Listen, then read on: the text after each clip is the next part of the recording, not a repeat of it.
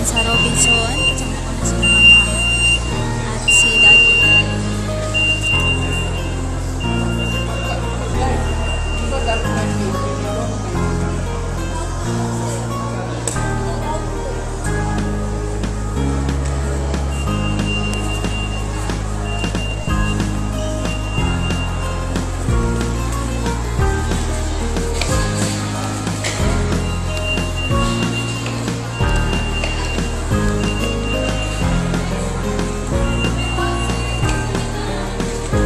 Biglaan lang kami pumunta rito, so hindi ko alam kung anong gagawin. At wait, lalagay ko na rin yung lapel or yung headset para madinig lang ko. So yan.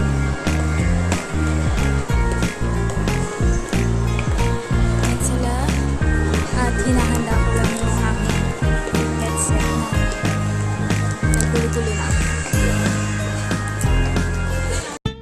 Ayun guys, tumitingin sila ng mga ulam. Dahil mahilig kami sa Chinese food, lalo na. At ito, sana soon ganito kami para everyday work.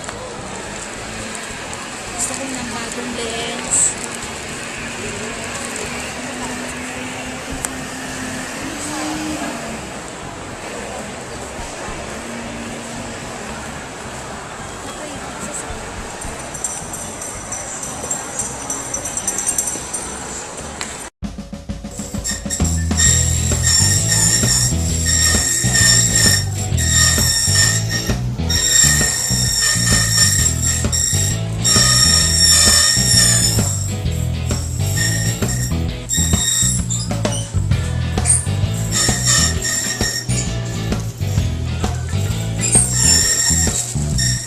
Yan. Mag-haul ako ulit. So, 'di ba guys, nung kahapon or nung isang araw, ito 88 yung takip, 88 yung box. At itong nasa dito sa ibabaw. Yan. Nakita ko siya kanina. So, buti na lang dala ko yung card ko. At ito na. 88 pesos. Tada! So, ayan siya. Ayan.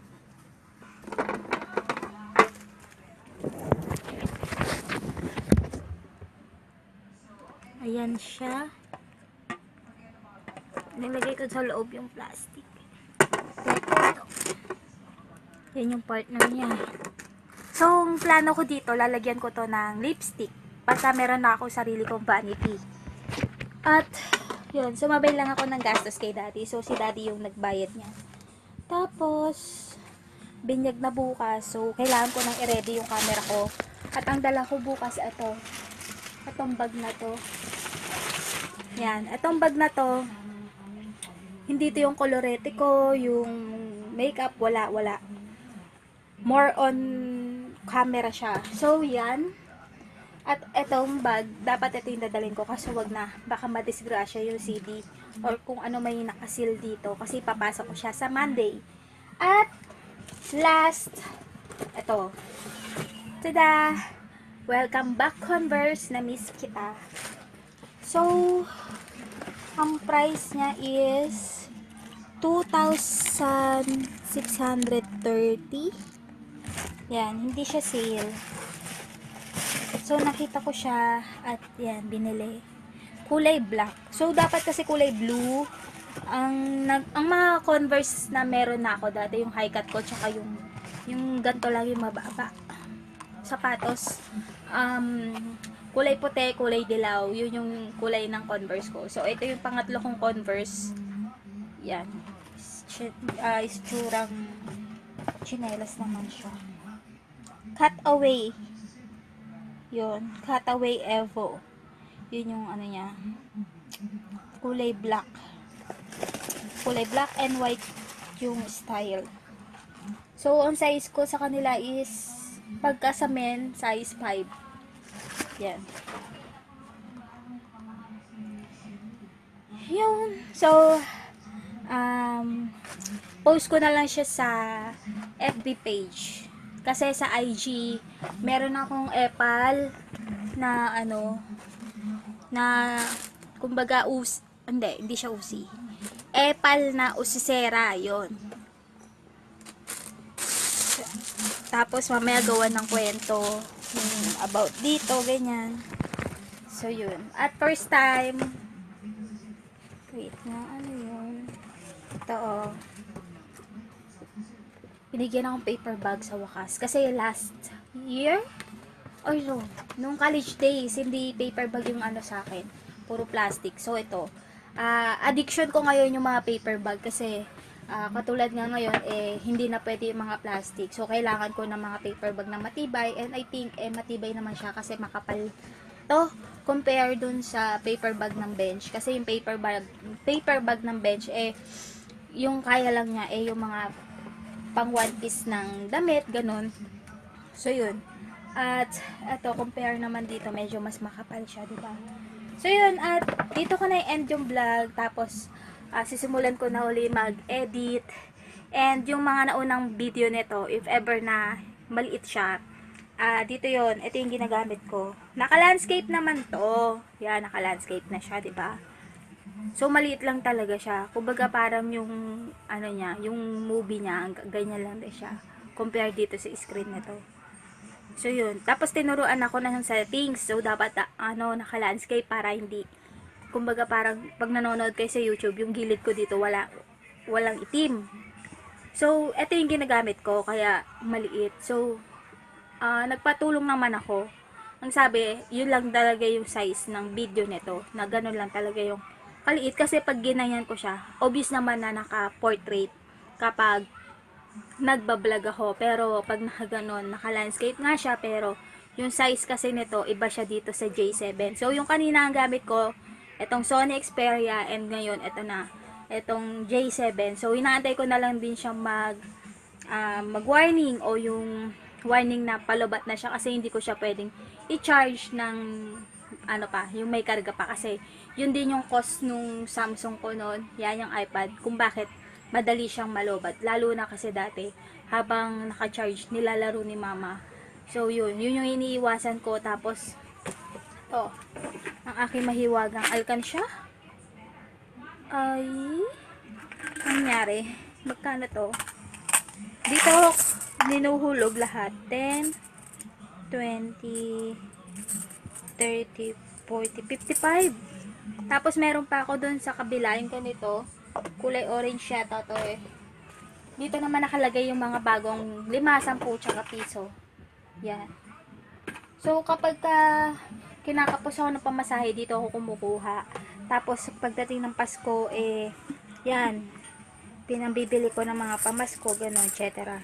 So, every time nakakapusin ako, ito yung backup ko, kasi hindi nga ako pwedeng gumasta ng bonggang-bongga. So, yung mga nakikita nyo, gastos yan ng daddy ko, hindi ako yung gumastos. So, pagka napuno ko to, sila naman yung bibilan ko. So, yan, konti pa lang siya. Hindi ko na siya inulugan ng mamiso kasi, ang tsaka naman, diba? So, sukatin ko siya. Suotin. I mean. So, yan. Thank you, Daddy. I got my Converse. Kasi dapat kanina siya yung bibili. Doon siya pumunta sa Converse. Ang ganda. Ito sana gamitin ko. Kaso baka napagalitan. Pero try ko. Grabe, ang haba.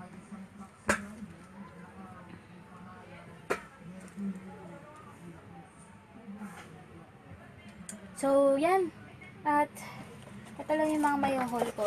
Tapos, yung mga dati ko na palang Converse, hindi ko siya mapapamigay kasi obviously naman na sira na siya. Pero, I think, ang sira lang naman na lagi dito kung may papaayos siya, buong buo yun. Yun lang talaga yung sira niya dito.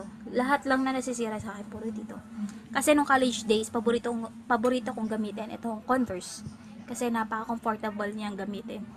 So, yan. If ever na ipapagawa, pwede naman. Kasi, yung pudpod, yung dito, hindi Yung dito lang niya. Yan lang. na gasgasan lang, na pudpud. Pero yung dito, yung makikita nyo may butas-butas, pati yung tela, butas-butas, hindi. Ang ano lang yung dito niya, yung bumubuka. So, yun. If ever na ipagawa, masosot siya ulit. So, ang style ng kulay yellow ko yung popcorn. Then, yung kulay puti, rainbow. Yung may parang rainbow siya na drawing na yung sa may dito na niya, yung pataas, yung pa-high cut niya. So, yun. At, ito lang yung mga may share ko sa inyo. Ito yung mga ganap at ito lang din yung mga nangyari. And, the reason din kung bakit hindi ko hinaharap kay na daddy yung camera dahil nga katulad ng sinasabi ko, hindi sila sanay ng nag-vlog ako ng ordinary day. Ang alam lang nila nagbi-video kami, oo, every time na may occasion. So bukas may okasyon. Hindi ko alam kung maibibideo ni mama yung nangyayari bukas. Pero ako kasi, ang toka ko bukas is ako nga yung a-attend sa binyag dahil ninang nga ako, attend ako. Tapos, kukuhanan ko ng picture yung bata para gift ko na yun sa kanya. And, yun lang. Ihahanda ko na tong mga to at syempre ayusin ko na rin yung i-edit ko para makapag-upload na rin ako. Tapos, syempre ngayon, nakalimutan ko na naman maglaba dahil nga umalis kami. So, Sunday, pag-uwi, di ko alam kung pag-uwi makakapaglaba ko. Pero yung mga lalaban ko nandito na sa may likod. Tapos sinahanda na rin pala namin yung mga gagamitin namin, ganyan, para ma-organize na to. And eto, gagawa na rin yan ng paraan. So sana maayos na siya and siguro magdadagdag kami ng cabinet para nga hindi yung ganito na nakatiwangwang, nakalabas lahat yung gamit namin. At sana sa susunod na vlogs natin, vlog ko pala. Sa susunod na vlog ko ay maging komportable na, maayos na yung background. And ayan, inuunti-unti ko na rin bumili ng mga Daiso dahil mahilig ako sa pink. Gusto ko yung room ko maging pink. If ever man na hindi maging pink yung wall ko, tanggap ko na. Kasi pagka nag-vlog ako, obviously, 'di ba? Pag nag-vlog ako, mas malinaw kapag white tapos yung lighting. Meron naman akong LED mga ginagamit ko sa shoot. So, yan. Kasi iniisip ko pagka nag-pink, baka maboringan na kayo or madiliman. Kasi, kung hindi man magiging pink yung wall ko, babawi na lang ako sa gamit. And yung gamit ko, aayusin ko na siya. So, para hindi na siya ganyan. Yan. Tapos, if ever na magkasama naman kami ng kapatid ko sa isang kwarto, yun lang yung hindi ko alam kung magiging maayos yung paligid dahil katulad yan. Nalaglag yan. Yan. Nalaglag yung book ng kapatid ko kasi tumatakbo siya pababa. Tapos, umuuga yung dito, yung sahig. So, nalaglag yan. Pati pala yun. Yung takip niya nalaglag. So, saan siya nalaglag? Diba? Nangyari. Ngayon ko lang siya nakita. Nalaglag to. So, saan to nalaglag? Saan yung takip niya? Ayun, nandun.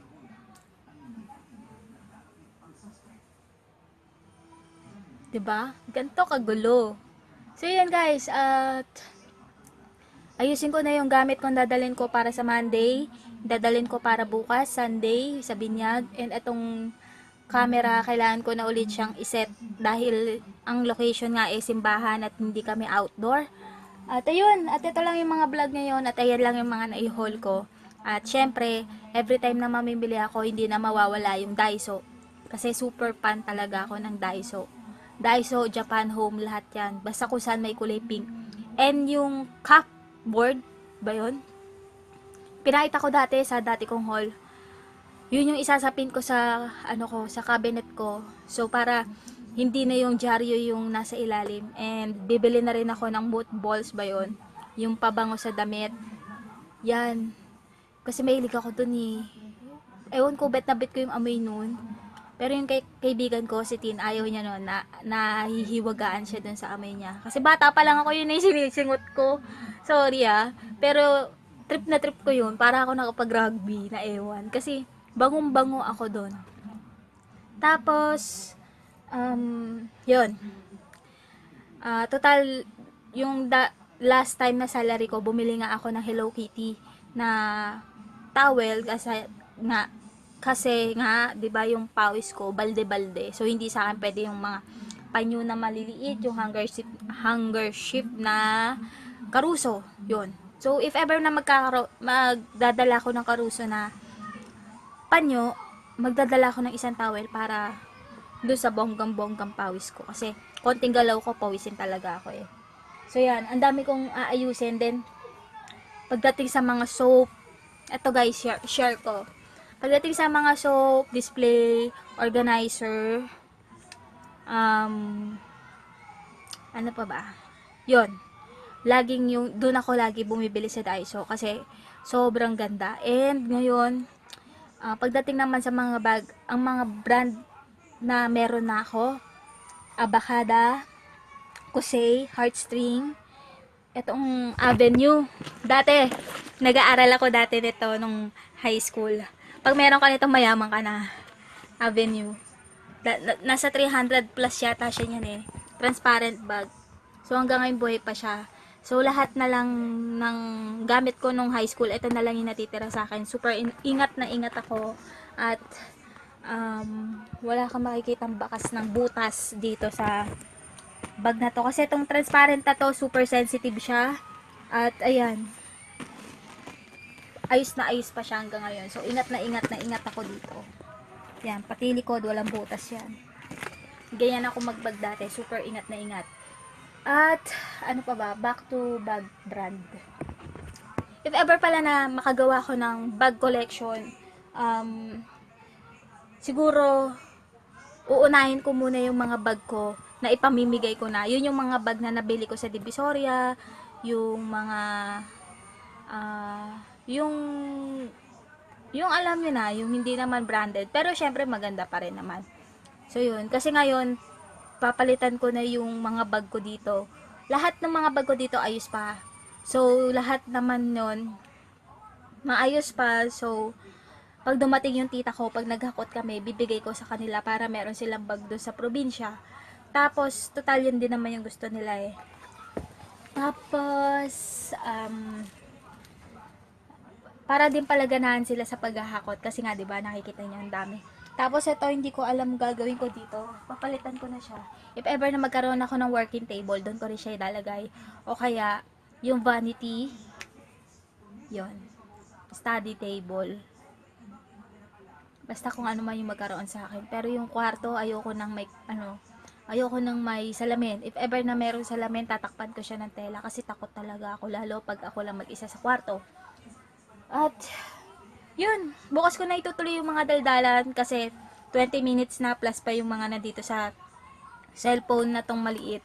So sana nag-enjoy kayo, ang dami ko na namang daldal. So yun, muli maraming salamat sa inyo at nakita ko nagkaroon na ako ng 14 viewer dun sa mga videos ko. So, maraming salamat sa inyo at hindi kayo nagsasawa na manood at mapadaan dun sa vlog ko. So, katulad na lagi ko sinasabi, if ever man na mag-iwan kayo sa akin ng message sa baba, yung sa inyo, yung una kong pinanonood. Kasi nga, sa dami ng sinubscribe ko ng mga tao, nagsisimula ako dun sa pinakadulo. Kasi nga, may mga time ako na hindi nakakanood dahil ngayon may pasok, tapos kinabukasan may pasok ulit. So, kung sino na lang yung nag-comment doon sa video ko, yun yung inuuna ko. Tapos, tsaka na ako mag-i-scroll down sa pinakadulo. So, 'di ba, pang past to present kasi yun, 'di ba? So, yun yung lagi kong ginagawa. So, muli, maraming salamat sa inyo and masaya ako na nakakausap ko kayo. Masaya ako every time na nababasa ko yung mga comments nyo. And, syempre, ang pinaka-idol ko ngayon, si Ate Nana B, yung nasa Japan. Super nagagandahan ako sa kanya. So, yun. At, ayun, muli, maraming salamat. Bye!